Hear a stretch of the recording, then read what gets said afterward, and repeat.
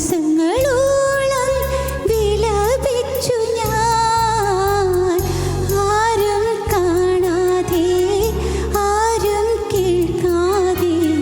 ദിവസങ്ങളോളം വിലപിച്ചു ഞാൻ, എൻ്റെ കണ്ണീർ യേശു അറിഞ്ഞു, എൻ്റെ കരച്ചിൽ യേശു കേട്ടു. ഒഴുകിയ കണ്ണുനീരവൻ തുടച്ചു, ഒഴുകിയ കണ്ണുനീർ അവൻ തുടച്ചു.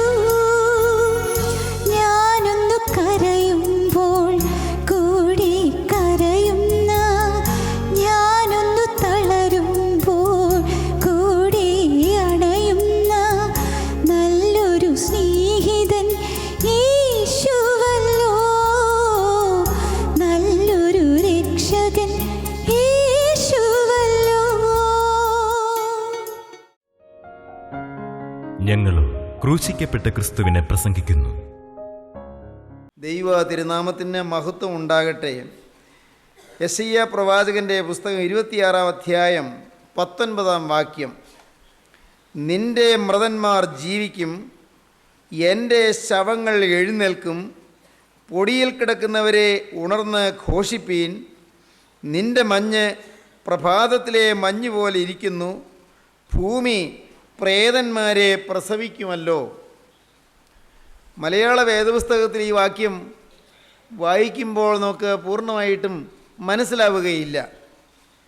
ഭൂമി പ്രേതന്മാരെ പ്രസവിക്കുമല്ലോ എന്ന പദം, നിന്റെ മൃതന്മാർ ജീവിക്കും, എൻ്റെ ശവങ്ങൾ എഴുന്നേൽക്കും. പൊടിയിൽ കിടക്കുന്നവരെ ഉണർന്ന് ഘോഷിപ്പീൻ. നിന്റെ മഞ്ഞ് പ്രഭാതത്തിലെ മഞ്ഞ് പോലെ ഇരിക്കുന്നു. ഭൂമി പ്രേതന്മാരെ പ്രസവിക്കുമല്ലോ. എന്താണ് ഈ വാക്യത്തിൻ്റെ അർത്ഥം? അതിൻ്റെ ആശയം എന്താണ്? അത് ലിവിങ് ബൈബിൾ വായിക്കുമ്പോൾ നാം ഇങ്ങനെ കാണും. Yet we have this assurance. നമുക്ക് ഈ ഒരു ഉറപ്പുണ്ട്. Yet we have this assurance, those who belong to God shall live again. ദൈവത്തിൻ്റെ മക്കൾ, ദൈവത്തിൻ്റേതായിട്ടുള്ളവർ, those who belong to God shall live again. അവർ വീണ്ടും ജീവിക്കും, അവർ ഉയർത്തെഴുന്നേൽക്കും. Those who dwell in the dust shall awake and sing for joy. Those who dwell in the dust, പൊടിയിൽ കിടക്കുന്നവർ, പൊടിയിൽ വസിക്കുന്നവർ അഥവാ ശവക്കുഴിയിൽ കിടക്കുന്നവർ, ഷാൽ awake, അവർ ഉറക്കം തെളിയും, ആൻഡ് സിങ് ഫോർ ജോയ്, അവർ സന്തോഷത്തോടെ പാട്ടുപാടും, സന്തോഷത്തോടെ ഗീതങ്ങൾ ആലപിക്കും. For God's light of life will fall like dew upon them. ദൈവത്തിൻ്റെ ജീവൻ്റെ പ്രകാശം അവരുടെ മേൽ മഞ്ഞുതുള്ളി പോലെ, മഞ്ഞ് കണം പോലെ, ഹിമകണം പോലെ പതിക്കും. For God's light of life will fall like dew upon them. ദൈവത്തിൻ്റെ ജീവൻ്റെ വെളിച്ചം അവരുടെ മേൽ മഞ്ഞുതുള്ളി പോലെ പതിക്കും എന്നുള്ളത് കൊണ്ട് അവർ ഉറക്കത്തിൽ നിന്ന് ഉണർന്ന് പൊടിയിൽ നിന്ന് ഉയർത്തെഴുന്നേറ്റ് അവർ ആനന്ദവായ്പോടെ സ്തുതിഗീതങ്ങൾ പൊഴിക്കും. ദൈവത്തിന് സ്തോത്രം. മരണം അന്തിമമല്ല, മരണം അവസാനമല്ല. മരണം നിത്യതയിലേക്കുള്ള ഒരു പ്രവേശനമാണ്. കർട്ടൻ്റെ ഇപ്പുറത്തുള്ള ആൾ കർട്ടൻ്റെ അപ്പുറത്തേക്ക് പോകുന്നു എന്ന് മാത്രം. മരണം ഒരു തിരശ്ശീലയ്ക്ക് ഇപ്പുറത്ത് നിൽക്കുന്നയാൾ തിരശ്ശീലയ്ക്ക് അപ്പുറത്തേക്ക് പോകുന്നു എന്ന് മാത്രം. നാം ഓരോരുത്തരും അതെ. ഇന്ന് തിരശ്ശീലയ്ക്ക് ഇപ്പുറത്ത് ഈ ഭൂമിയിൽ നാം ജീവിക്കുന്നു, നാം ഈ ഭൂമിയിൽ ചരിക്കുന്നു, ഈ ഭൂമിയിൽ സഞ്ചരിക്കുന്നു, ഈ ഭൂമിയിൽ നാം പ്രവർത്തിക്കുന്നു. എന്നാൽ മരണം ആ തിരശ്ശീലയ്ക്ക് അപ്പുറത്തേക്ക് നാം ഓരോരുത്തരും പോകും. അത് നിത്യതയാണ്. അത് ഇറ്റേണിറ്റിയാണ്. അത് അറുതിയില്ലാത്ത കാലമാണ്. അതിനവസാനമില്ല, അതിനന്തമില്ല. അന്തമില്ലാത്ത കാലം, അറുതിയില്ലാത്ത കാലം, അവസാനമില്ലാത്ത കാലം. നാം മരണം എന്ന തിരശ്ശീലയ്ക്ക് അപ്പുറത്തേക്ക് കടന്ന് നിത്യതയിലേക്ക് ചെന്ന് ചേരുന്നു. നാം ചിന്തിച്ചു വന്നത് മോശ നെബോ പർവ്വതത്തിൽ കയറി അവിടെ വെച്ച് മരിക്കുന്നു എന്നാണ്. നെബോ പർവ്വതത്തിൽ എന്ന് പറയുന്നുണ്ടെങ്കിലും മോശ മരിച്ച സ്ഥലം ആർക്കും അറിഞ്ഞുകൂടാ. നിത്യനായ ദൈവമാണ് മോശയെ അടക്കിയത്. നാം അങ്ങനെ വായിക്കുന്നുണ്ട്. ആവർത്തന പുസ്തകത്തിൻ്റെ ഒടുവിലത്തെ അധ്യായം നാം കണ്ടത് അങ്ങനെയാണ്. കഴിഞ്ഞ പ്രാവശ്യം നാം ചിന്തിച്ചതാണ്. ആവർത്തന പുസ്തകത്തിൻ്റെ ഒടുവിലത്തെ അധ്യായത്തിൽ 34-ാം അധ്യായത്തിൽ നാം ഇങ്ങനെ കണ്ടു. അങ്ങനെ യഹോവയുടെ ദാസനായ മോശ യഹോവയുടെ വചനപ്രകാരം അവിടെ മോവാബ് ദേശത്ത് വെച്ച് മരിച്ചു.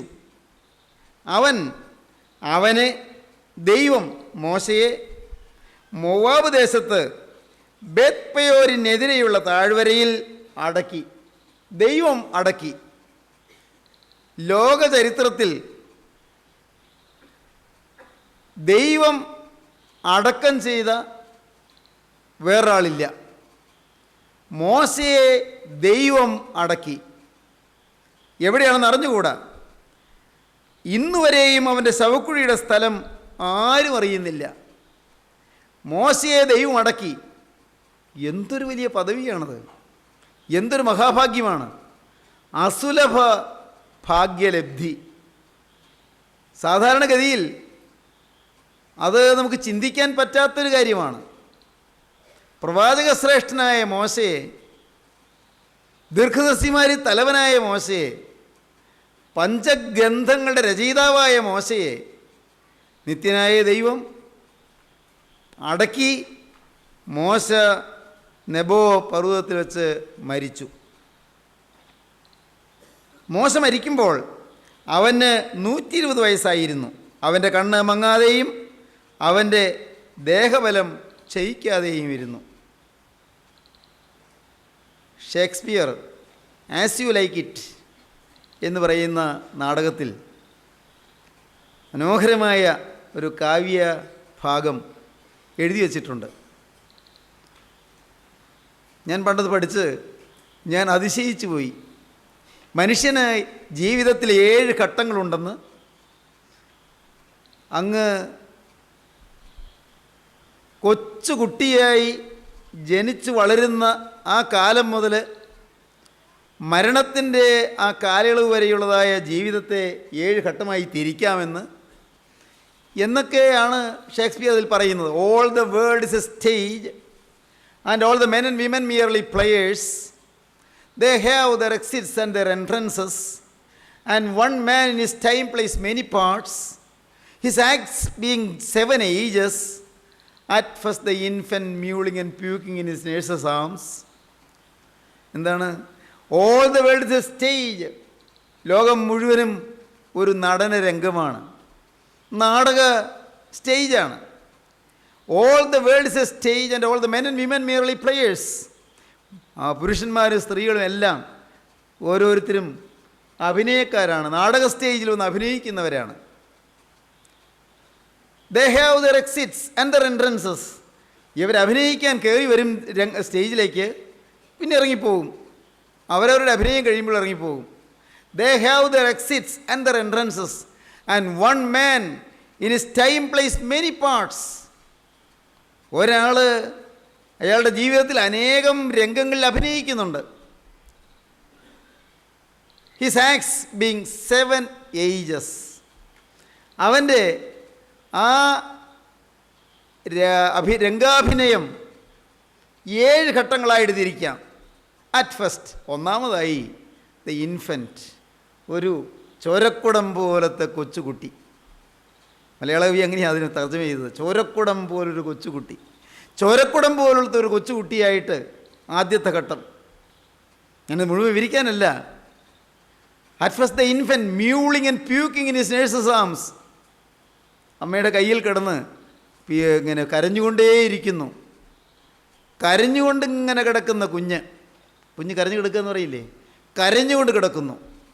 എന്നിട്ട് അവസാനത്തെ ഘട്ടത്തിലേക്ക് വരുമ്പോൾ ഷേക്സ്പിയർ പറയും, sans teeth, sans eyes, sans ears and sans everything. Sans എന്ന് വെച്ചാൽ വിതൗട്ട് ഇല്ലാതെ. സാൻസ് ഐസ് കണ്ണിന് കാഴ്ചയില്ല, സാൻസ് ടീത്ത് പല്ലുകൾ കൊഴിഞ്ഞുപോയി, സാൻസ് ഇയേഴ്സ് ചെവിക്ക് കേൾവിയില്ല, ആൻഡ് സാൻസ് എവരിതിങ് എല്ലാം ഒന്നുമില്ല. ഇതാ മരണാസന്നമായി കിടക്കുന്നു. ദൈവത്തിന് സ്തോത്രം. പക്ഷേ മോശയെക്കുറിച്ച് പറയുന്നു, എന്തു പറയുന്നു? അവൻ്റെ കണ്ണ് മങ്ങാതെയും അവൻ്റെ ദേഹബലം ക്ഷയിക്കാതെയും ഇരുന്നു. ദൈവത്തിൻ്റെ വലിയ നാമം മഹത്വപ്പെടട്ടെ. സഹോദരങ്ങളെ, ഞാൻ പലപ്പോഴും എന്നെ ആത്മീയ അഭ്യസിപ്പിച്ച പരിശുദ്ധ പിതാവിനെക്കുറിച്ച് പറയാറുണ്ടല്ലോ. ആ പരിശുദ്ധനായ ദൈവദാസൻ ഒരിക്കൽ ഞങ്ങളോട് പറഞ്ഞു, ഞാൻ മരിക്കാറായി കിടക്കുമ്പോഴും ബോധം കെട്ട് കിടന്നാലും എൻ്റെ ഓരോ അണുവും സ്തുതിച്ചു കൊണ്ടിരിക്കും. എൻ്റെ ഓരോ അണുവും സ്തുതിച്ചു കൊണ്ടിരിക്കും. മരിക്കാറായി കിടക്കുന്നു, ബോധമില്ല, ആളറിയാതെ കിടക്കുന്നു, എങ്കിൽ പോലും എൻ്റെ ഓരോ അണുവും സ്തുതിച്ചു കൊണ്ടിരിക്കും. ദൈവമക്കളെ, ഒരുപക്ഷേ ദേഹബലം ക്ഷയിക്കാതെയാകണമെന്നില്ല പലരും മരിക്കുന്നത്. അതൊരു പോരായ്മയൊന്നും ആകണമെന്നില്ല. കണ്ണിൻ്റെ കാഴ്ച മങ്ങാതിരിക്കണമെന്നില്ല. കണ്ണിൻ്റെ കാഴ്ച മങ്ങിയെന്ന് വരാം, ചെവിയുടെ കേൾവി കുറഞ്ഞു എന്ന് വരാം, സംസാരിക്കാൻ കരുത്തില്ല എന്ന് വരാം, കൊഞ്ഞപ്പ് വന്നു എന്ന് വരാം, പല്ലുകൾ കൊഴിഞ്ഞു പോയി എന്ന് വരാം. പക്ഷേ ഒരു കാര്യം ഉറപ്പായിരിക്കണം, ഉള്ളിൽ തീ കത്തിക്കൊണ്ടിരിക്കണം. സ്തോത്രം. പരിശുദ്ധാത്മാവിൻ്റെ അഗ്നി ഉള്ളത്തിൽ കത്തിക്കൊണ്ടിരിക്കണം. മരണനേരത്തും ആത്മാവിൻ്റെ തീ ഉള്ളത്തിൽ കത്തിക്കൊണ്ടിരിക്കണം. മരണനേരത്തും ജീവൻ തുടിച്ചുകൊണ്ടിരിക്കണം. ദൈവജീവൻ ഉള്ളത്തിൽ തുടിച്ചുകൊണ്ടിരിക്കണം. ദൈവത്തിൻ്റെ ചൈതന്യം ഉള്ളിൽ സ്ഫുരിച്ചുകൊണ്ടിരിക്കണം.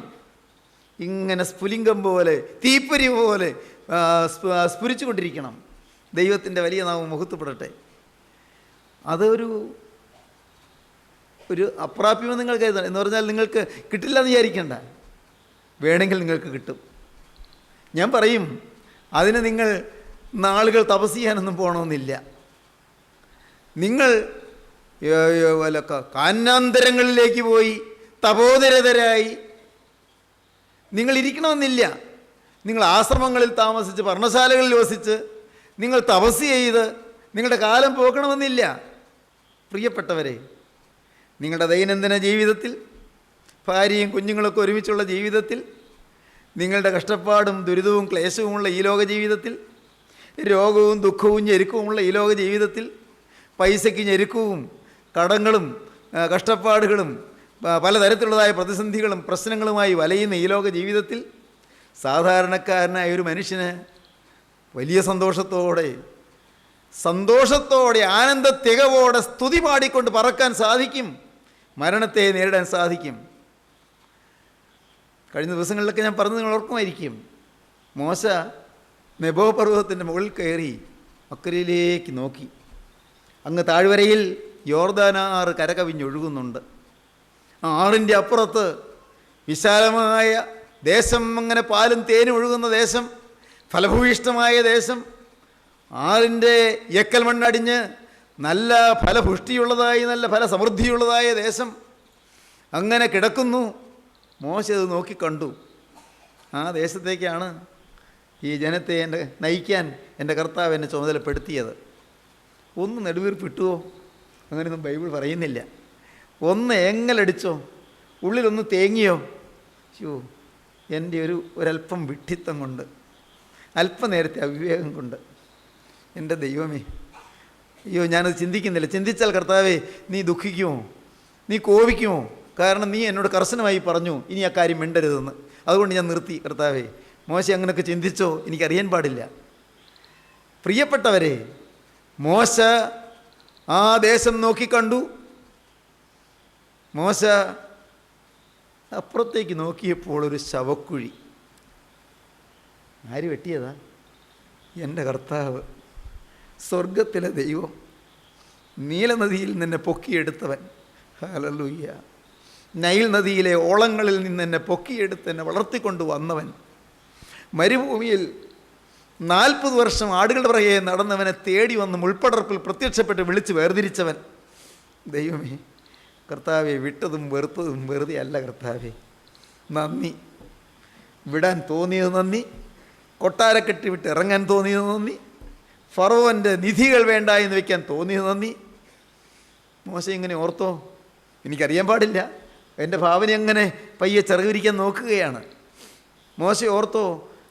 കർത്താവേ, ഈ ഫറവോ രാജാക്കന്മാർ മരുന്നിൽ പൊതിഞ്ഞ് അങ്ങനെ അവരുടെ ശവശരീരം പിരമിഡുകളിൽ നൂറ്റാണ്ടുകൾ ഇരിക്കുന്നത് പോലെ ഒരു മരുന്നിൽ പൊതിഞ്ഞ ഒരു ഫറവോ രാജാവായി ഞാനും ഇരിക്കുമായിരുന്നില്ലേ?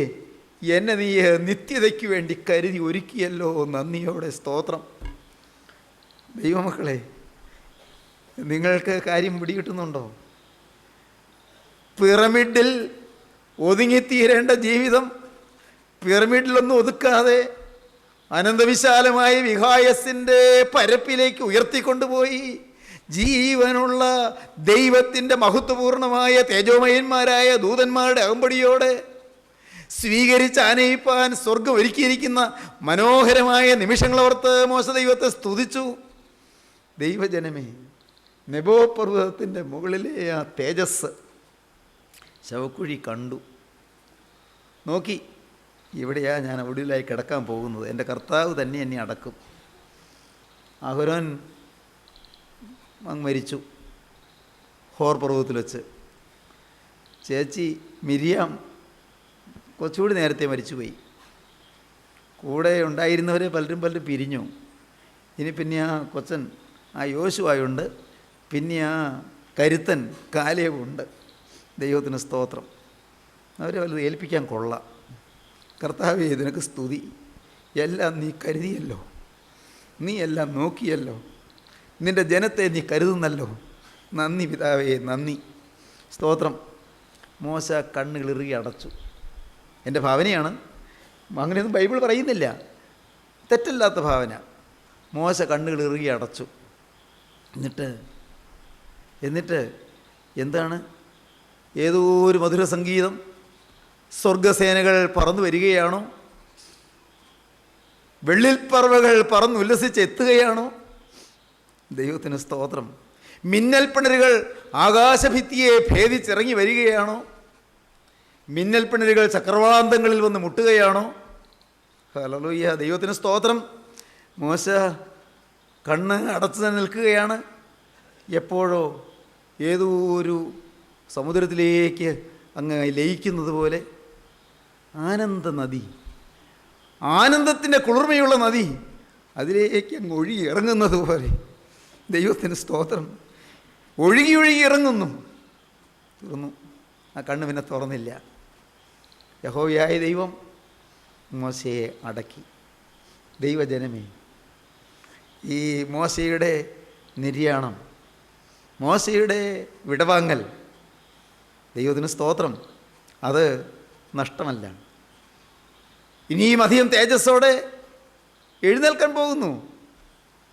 ഇനിയും തേജസ്സോടെ എഴുന്നേൽക്കാൻ പോകുന്നു. നാം കഴിഞ്ഞൊരവസരത്തിൽ കണ്ടതുപോലെ താബോറിൻ്റെ ഉയരത്തിൽ സ്വർഗീയ കാര്യപരിപാടിയെക്കുറിച്ച് ആലോചിക്കുന്ന ആലോചനാ സഭയിലേക്ക് ഇറങ്ങി വന്ന് കർത്താവായ യേശുവിൻ്റെ അരികത്തിരുന്ന് തേജോമയനായ ദൈവപുത്രൻ്റെ സമീപത്തിരുന്നു കൊണ്ട് പത്രോസ്, യാക്കോബ്, യോഹന്നാൻ എന്ന ആ ശിഷ്യന്മാരോടുകൂടി കർത്താവ് ഇരിക്കുമ്പോൾ അവിടെ വന്ന് മേഘത്തിൽ ഇറങ്ങി വന്ന് സംസാരിക്കുന്നു. സ്വർഗമഹാരഹസ്യങ്ങൾ സംസാരിക്കുന്നു. സ്വർഗീയ കാര്യാലോചന സഭ ഭൂമിയിൽ താബോറിൽ ഇറങ്ങുന്നു. ദൈവത്തിന് സ്തോത്രം. എല്ലാം സംഭവിക്കാൻ പോകുന്ന കാര്യങ്ങളാണ്. തീർന്നോ? വെളിപ്പാട് പുസ്തകത്തിലേക്ക് വരുമ്പോൾ നാം കാണുന്നു, വെളിപ്പാട് പുസ്തകത്തിൽ നാം എന്താണ് കാണുന്നത്?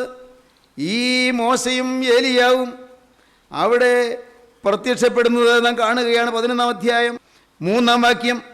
അന്ന് ഞാൻ എൻ്റെ 2 സാക്ഷികൾക്കും വരം നൽകും. അവർ രട്ടുടുത്തും കൊണ്ട് 1260 ദിവസം പ്രവചിക്കും. 1260 ദിവസം ഒരു കാലവും ഇരുകാലവും അരക്കാലവും, ഒരു കാലവും ഇരുകാലവും അരക്കാലവും പ്രവചിക്കും. 3.5 വർഷം പ്രവചിക്കും. 1260 ദിവസം പ്രവചിക്കും.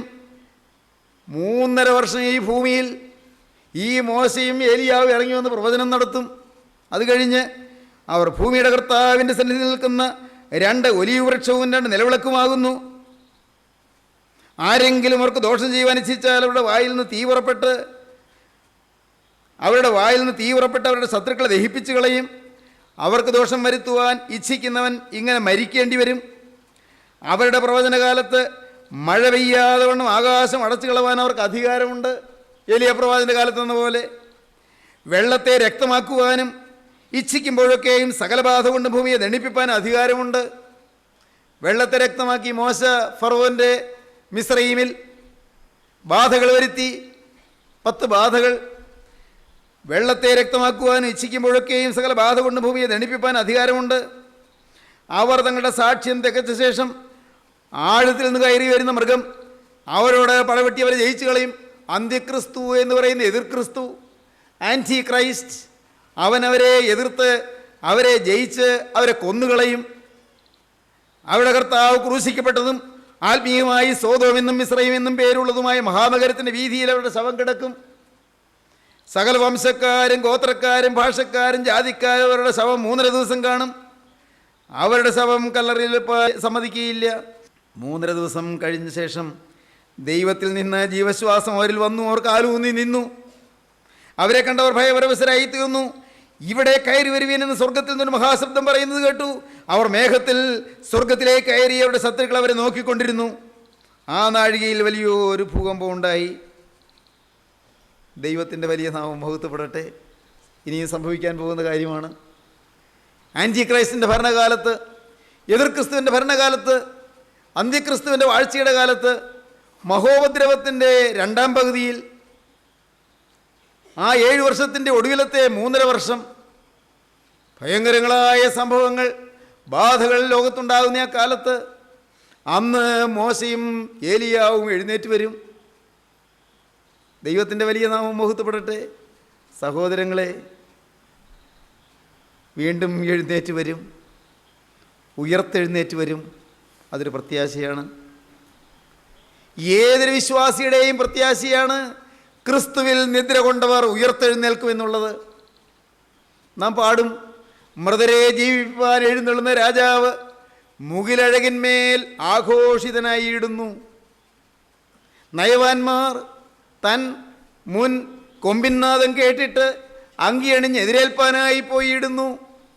പരിശുദ്ധന്മാർ മാത്രം നീതിന് വസ്ത്രം ധരിച്ചുകൊണ്ട് രാജാധിരാജന് എതിരേൽപ്പാൻ പറക്കും, മധ്യാകാശത്തിലേക്ക് പറന്നുയരും.